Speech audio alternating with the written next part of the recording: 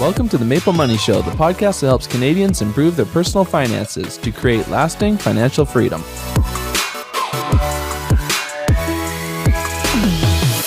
My guest this episode is Pat Flynn, and we'll be discussing his experience with getting laid off from a job and how he turned that around into a positive. You can find Pat at smartpassiveincome.com and also the Smart Passive Income podcast. And he also has another podcast called Ask Pat. I'd like to thank Borrowell for sponsoring this episode. It's important to know your credit score, but I think it's actually more important to know what's in your credit report. And not only does Borrowell offer a free Equifax credit score, but they also offer the credit report. So this lets you see the details of the loans you have, how much you're owing, have you been making your payments. And sometimes the quickest fix to improve your credit score is to simply go in there and look for any errors, and you can dispute these so that report is perfect and the score reflects that. To get all of this for free, you can head over to maplemoney.com/Borrowell. That's maplemoney.com/BORROWELL. You can get your free credit score and credit report today. Now here's my conversation with Pat.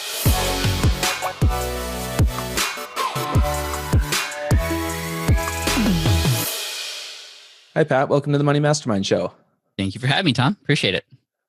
So I know you have a book that you're relaunching this month, and it sort of inspired me to talk to you because it's originally around sort of how you were laid off and what that led to. Mm-hmm. And I saw a bit of a personal finance angle there that I kind of wanted to get into with you, which I don't know if many people have really talked to you as much about. Yeah, no, I like the topic idea because I typically come on and talk about business strategies and those kinds of things. And, in terms of money and personal finance, I do feel like starting a business for yourself, whether it's on the side or something you want to go full time, it is a great way to supplement your income and to allow yourself a little bit more freedom. But definitely personal finance and out just in general is something I don't talk much about. So I'm thankful to come on today. Great. Thanks for being on. So let's go. You're a big Back to the Future fan. Let's go back to 2008. I like it. You were at your job, and can you tell us about how, not only what it was like to be at your job, but were there any signs that a layoff was coming? How did that feel at the time? There were definitely signs. I mean, this was in 2008, where here in the US, things weren't looking so good. And there were people who were getting let go here and there, but I kind of have always felt that at least those people were not necessarily pulling their weight the whole time. So I figured that we were just kind of trimming the weeds, if you will. And I had worked so hard to make sure that I was essentially indispensable and very necessary. And I even became the youngest person to get promoted to what's called job captain in the architecture industry, where I now have clients and I have people working under me. So it almost even more securing myself in my job. And, I'm climbing that ladder, and I was doing everything I was supposed to be doing because I had been taught to do that. And ever since high school, and even before then, getting good grades, going to college, getting a great job, getting a promotion very early on, and really planning my future with here in the US, like 401ks, and I was like ready to go all in with architecture my whole life. And so there were signs, but I figured I had done enough work beforehand to make sure that I was indispensable. And obviously that was not true because I got let go on June 17th, 2008. We just passed the 10-year anniversary of that, which is pretty crazy considering how much has happened since then. Mm-hmm. Yeah, I've seen similar things. I still have my day job. As you know, we did an Ask Pat episode, which for those on video, I'm wearing the shirt. Mm-hmm. And in my job, I've seen, I think I've gone through 6 different reorganizations. Wow. And every time, yes, people were laid off, and I keep sticking around for some reason. And so I've seen that where it's not a good work environment at all. Mm-hmm. And so yeah, I get that. What were your concerns when you were first laid off? When you were first being told you were being laid off? Well, my first reaction was to get really upset and angry. And I'm not the kind of person who would go, Incredible Hulk on everybody and start smashing things. But in my head, I kind of wanted to do that because I thought I was doing everything the way I was supposed to. I couldn't believe they had let me go after just a few months earlier. I was actually promoted. So it was kind of a surprise to me, even though there were signs. But my initial reaction after being angry was worry. And I went back to my desk and I called every single architecture firm, engineering firm, electrical company, buddies from college who were also in architecture with me, just seeing if there was anything available. And the news was just the same all around, that nobody was hiring because everybody was firing and letting people go. And so I didn't really know what to do. And I started to think about, okay, what are my parents going to say? They had paid my way through college, and would they be disappointed in me because I now no longer have a job, which to me was a failure? What was my fiance, who I had proposed to a few months earlier, right after I got promoted? What was she going to say? She didn't sign up for this. Like, how would things change for our future together? I didn't think that she would leave me, but then in the back of my head, what if, right? Like all the thoughts and the feelings and those things come into play. And then I started to get really sad and disappointed in myself, wishing I had a time machine that I could go back into time and maybe work a little bit harder so I wouldn't be let go, or choose a different career path, or I have no idea. I just wanted things to be different because it did not feel good at all. Now, the one thing that I got lucky about was, because I had just been promoted and because I had clients and because I was working with the small team under me, and some of them got let go as well, but they couldn't just let me go that day. It was about 2 months since my termination date, and I had about basically 2 months to figure things out. I ended up moving back home with my parents in San Diego and taking a train every day to save some money and make a little bit more money that I could until I was terminated.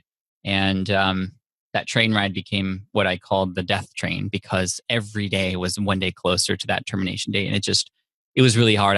People would come into the train with their briefcases and their laptops, and I remember specifically feeling so jealous of all of them and thinking to myself, oh, you're so lucky you still have your job. And it was really a tough time for me, for sure. Um, at that time, how were your finances? Did you have a mortgage? Did you have debt? No mortgage. I was paying rent for a place, and then knowing that I had this wedding to help pay for, and knowing that there was going to be a date where no more money was going to come in, I decided to move back in with my parents. So that helped a little bit. They paid for food, and they did my laundry and stuff. It was like going back from college after a semester. It kind of felt like that, and I really felt that was disappointing. I'm so thankful that they took me in, because I know for some people that may not be possible, but to me it still felt like a failure, like I was going backwards. Financially, I did save up a lot of money, not too much, but at the time I was making about 3 to 4 grand per month at the time. I was a beginner job captain, and this is after taxes. But so I had enough laying around, and I am not a person who typically, even now after becoming a successful entrepreneur, I don't go crazy with buying things. I'm pretty much a saver first. And I've always learned some good financial advice ever since I was little, from my dad. And then later, when I became an architect, getting really interested in the personal finance space. Actually, that's where I got involved with the FinCon community and all the great people there, from PT to JD Roth and several others. I was doing what they were telling me to do and taking the slow route to wealth building. And so I did have some money saved up, and I did have a retirement fund that I could potentially go back to if I needed to. And honestly, I didn't even think about those things. I just thought that the worst thing in the world had happened to me, and I didn't really know what to do next. Yeah. So I know I know what you did next, but let's talk about that. Sure. I know you were working on another project, more for your studies. Can you go into that a bit? Yeah, so before I got let go, I had just passed a really difficult exam in the architecture industry. It's called a LEED exam, LEED, which stands for Leadership in Energy and Environmental Design. It was this standard that came out pretty recently. This is at the time that I was laid off, where it helps people understand how to create sustainable buildings and environmentally friendly design. And this exam, I remember taking the practice exam for the first time, and this is from somebody who always got an A in everything I did. I got like a 25% on the exam the first time I took it, and I was like, okay, this is hard. So what I did to help myself study, and all I did all day was study for this for nearly a year, I built a blog. This was before I was let go. I had created a blog because I had used a blog before to just keep track of things personally. So I was like, oh, I can create a blog to keep track of my notes for this exam, and when I travel and when it's lunchtime, and I could share it with my coworkers. there's the blog. Everything is just kind of situated right there. And it helped me learn to kind of like rewrite everything I needed to memorize. And after I passed that exam earlier in 2008, I literally just let it sit there. I had no really real reason to go back to it because it had done its job. So it was just sitting there. And when I got let go, I didn't even consider this website as anything I could ever touch again until on one of those train rides, after burning through my, Linkin Park angry music playlist, I discovered podcasts. And there was one podcast in particular. It was called Internet Business Mastery. I heard an interview about a guy who was helping people pass the project management exam or the PM exam. And he was doing this online and making six figures a year doing it. And it just blew my mind that this person who was online sharing how to pass an exam was getting paid this much. I was like, wow, holy crap, I have a website. I know people need help with this exam. I never even considered how it might help others outside of my world. So let's go back to the website. And I went back to the website and I checked it out. I was like, okay, this could work. Like, I have no idea what I'm doing, but what have I got to lose? So the next thing I did was put a tool on the website called Google Analytics, which we all use to keep track of how much traffic is coming to the site. I never had no need to, or I never had a need to track the traffic before. So I put the tool on there and I kind of come back the next day and I check my stats just for fun. And it blows my mind. I see 5,000 to 6,000 visitors already visiting my website. And I'm like, what is going on here? Like, is this actually true? Did I visit the website 5,000 times and that's what it's tracking? Like, I have no idea what's going on. But I saw where they were coming from. They were coming from over like 30 countries around the world because this was a worldwide exam. Google, apparently, while my site was sitting there, had began to rank a lot of the pages on my website for key terms that people were looking up. And then what I also found out was people were linking to this web. Somebody apparently had found it, or a few people have found it through Google, and then started linking to it on different forums here and there, where people were kind of coming together in an online sense to pass this exam. And then it became like this thing that was being spread around that nobody knew who was writing it. It just, it was so interesting to see people talk about it. And then I was like, oh my gosh, there's something here. So I put my face on the blog, I opened up the comments, and I became seen as this expert in this space. And to make a long story short, several months later, I ended up writing an ebook to compile this information and share it with people in the way that I wanted it when I first started out. And I sold it for $19.95. I used a tool called eJunkie to deliver that PDF file. And I had to have somebody else create that PDF file for me because I didn't know how to do it. I just wrote this book in Word and then gave it to somebody to help me. And in that month of October 2008, I ended up banking $7,908.55, which, if you remember how much I was making as an architect, it was almost twice as much. And my initial reaction was, oh, I must be doing something illegal because this does not compute. Like, I don't understand. And I would wake up every single morning and there'd be more sales, more money in my PayPal account. And it just blew me away. But not only that, the coolest part about this whole thing was not that I was able to sort of time it perfectly and take advantage of these opportunities that were presented to me. And actually, these opportunities were always there. That's the cool thing. The layoff is what gave me basically the boost to go and find these opportunities. They were always there, but I didn't have a reason to go toward them until I had gotten let go. And the coolest part was not the money. And it was not the fact that, I was able to survive this layoff, but it was the fact that I was getting these emails and actually handwritten notes from people who had found my site and sent me emails back. I didn't even know how they got my info, and they sent me messages saying, thank you, because you've helped me pass this exam after I've been studying it for years. I am now promoted in my job because of you. You've given me more money because I got promoted because I took this exam. And I just wanted to thank you for that. Somebody even reached out to me and said, I am a huge fan of yours. And I just helped you pass an exam. Like, how could I be somebody that you would be a fan of? I didn't understand it at the time, but this is what I practice now in my business. And that's when you create something that really helps somebody, you can earn fans that way. And it can be in a small niche in any which way. And we all have information we can package and share with others who may need that help, because although we might not consider ourselves an expert, I definitely wasn't an expert on this exam. In the eyes of somebody who's taking it for the first time, who has never gone through that process, I was. So that's kind of the story about how this all came to be. And it was truly life-changing. So although the layoff was kind of the worst thing that ever happened to me, it ended up becoming a huge blessing in disguise. And, that's partly why this book that's coming out now is so important to me. It's because we all have these opportunities. And even though I was let go from my job, the true meaning of the title Let Go was the fact that as I was trying this new thing and getting into these new realms, I still wasn't ready to let go of who I thought I was supposed to be. I always thought that I was going to still be an architect. Even after I started making tens of thousands of dollars a month, I still was looking for architecture jobs. But it wasn't until I committed and said, you know what? That was the old me. This is the new me. I have to let go of that. And it was a lot to let go of. 5 years of school, my parents paying my way through college, 3 to 4 years in that career, knowing I was really good at it, that was hard to let go. But when I decided to let go and commit to it, things started to take off like exponentially. And you kind of have to let go of who you were, because what got you here sometimes won't get you there. Yeah, and that's interesting too, because you got pushed into it. You had the pressure that you had to make something work, and luckily you have a site that just happened to get traffic that you didn't even realize, which is awesome.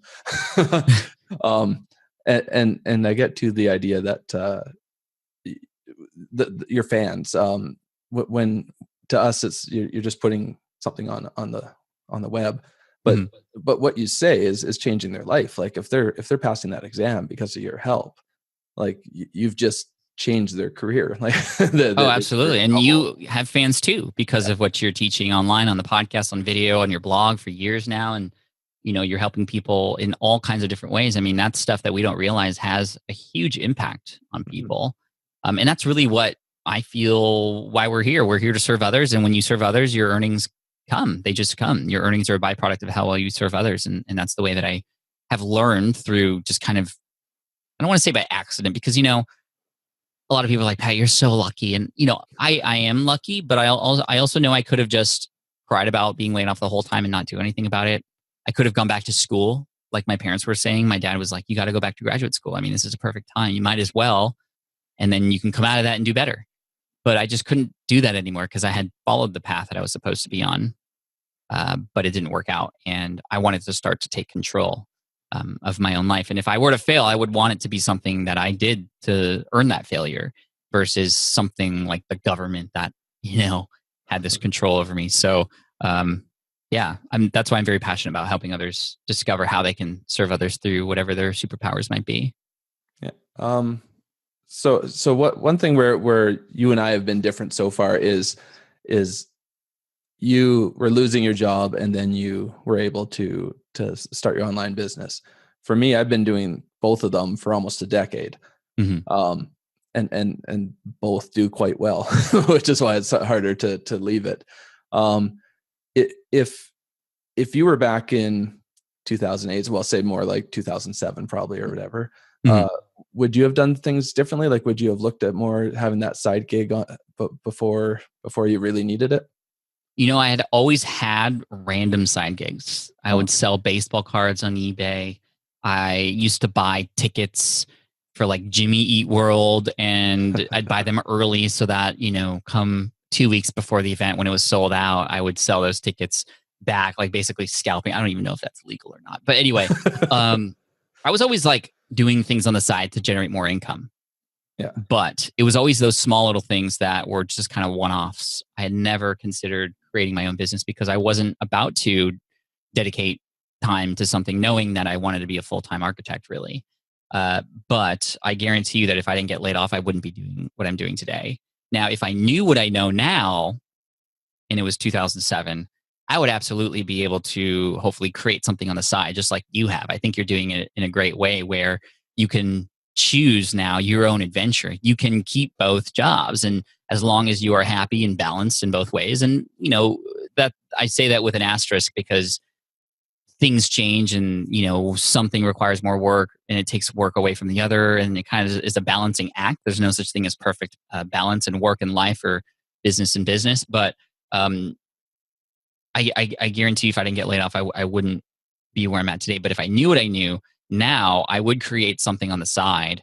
And the cool thing about that is, like you can have both, or you can start something on the side and have it grow to surpass the income you're making from your job now. And then you can kind of transition, or you can just at least experiment. And if something doesn't work out, well, then you have that job that you've always had and you can try again. That's the other cool part about creating a blog or a business or a podcast to kind of build an audience and build products, is the barrier to entry is very low. Yes. But success comes with helping others. And I think that's where a lot of people fall, is they don't give themselves enough time to see those results. I think we live in an age where, and this is how we've always been taught, is you work X hours, you get paid for X hours, especially now in the era of on demand. And now, I mean, we do a Google search and it tells us literally that we've gotten that search in 0.0000545 seconds. Like, we want things now. But when it comes to building something on the side, it takes time. Just like with your finances, time is your friend. And the more time you give it, the more ability there is for things to grow. And same thing with your business too. And that's obvious with any investments that you make, if you make the right investments. But very true with the time that you're investing to things right now that can help pay off in the future. Yeah. I totally believe that what we did a decade ago, starting our sites, was that investment. Like, right. At first you're basically working for free for maybe 6 months even. I think it was 6 months before I got my first AdSense check. And that No, was, that's better than me. I mean, when you think about when my site was created, it was about a year and a half that website or that exam was up before I started making any money from it. yeah. Even for the site that most people know me from now, which is smartpassiveincome.com, that site was created at the end of 2008. And it wasn't until a year and a half later did I make my first affiliate commission. Things take time. But at the same time, I think I got this from Gary Vee, macro patience, but micro hustle. Macro patience, micro hustle. In the micro sense, you need to definitely focus and hustle and get things done and not spread yourself too thin across too many different things, or else nothing's going to have a chance to go to where you want it to go. But things take time to get there, even when you are putting in that focused effort. And you just kind of have to keep going. That's what separates the people who win versus those who don't, is the persistence and the resilience. Nice. So we're coming near the end of the show. So I want you to tell us about this new version of your book, Let Go, and anything else that you're up to right now. Yeah, thank you, Tom. So for anybody out there who wants a story that will motivate them through tough parts of life, or something to just help inspire you to enter the next levels of your life, I definitely recommend it. It's called Let Go. And it was actually a story that was written in 2013 and published just on Amazon only. And for the longest time, I've always wanted to give it a hardcover treatment, one where big and bold on the cover are the words "Let Go." And not because it's a story about how I got let go, but it's a call to action for you to let go so that you can grow into the next era of your life. And it definitely goes into a lot of the really minute details of that transition after I got let go, into conversations that I had with my wife and my family, really deep emotional levels. And then the second half of the book, which was added later on, which covers, okay, well, after I became an entrepreneur, the new things that I've had to discover, that I've had to let go of in order to grow into an even better entrepreneur. Things like letting go of the fact that I thought I had to do everything myself. I had done everything myself for the first 6 years of my business career. And you get to a point where you have options, and you could either keep doing what you're doing and burn out, or you can keep doing what you're doing and just remain stagnant and not ever grow, or you can hire a team. And it was one of the hardest things for me to do, is to hire a team and have people, hire people to do things for me that even I can do myself. It's such a weird thing. And I talk about a lot of that stuff so that people who do want to get into business or actually start taking more responsibilities for their own career path, there's going to be a lot of lessons learned there too. So letting go never ends if you want to keep growing. And this book is there to inspire. Now, we are getting it designed with an illustrator and putting a whole bunch of treatment into it.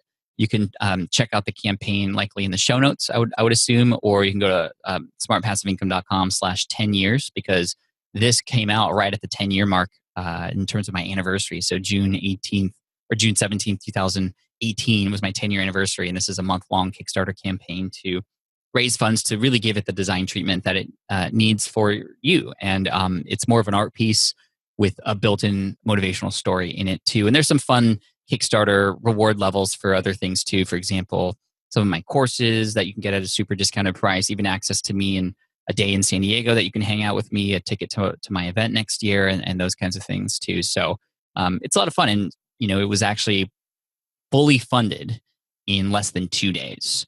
and Nice. there's still many days left for the campaign that it'll run. So I think it's like 150% funded right now, and it's just continuing to go up. And I hope you all check it out at least, because it can be something that at least for the people who have read the Amazon story, it can be life changing. Yeah, I've read the very first version, the one that was but before you did the expanded version. I've read that a couple times, but I'm looking forward to checking this one out. Cool. Thank you, Tom. I appreciate you allowing me to share it with you and your tribe. Thanks for being on the show. Thank you. Thanks again to Pat for coming on the show. His new print edition of Let Go is available at smartpassiveincome.com/10 years. You can find show notes for this episode at maplemoney.com/Pat Flynn. If you're a new listener, you can subscribe to the show at maplemoney.com/iTunes for audio or maplemoney.com/YouTube if you prefer video. Thanks for listening to The Maple Money Show.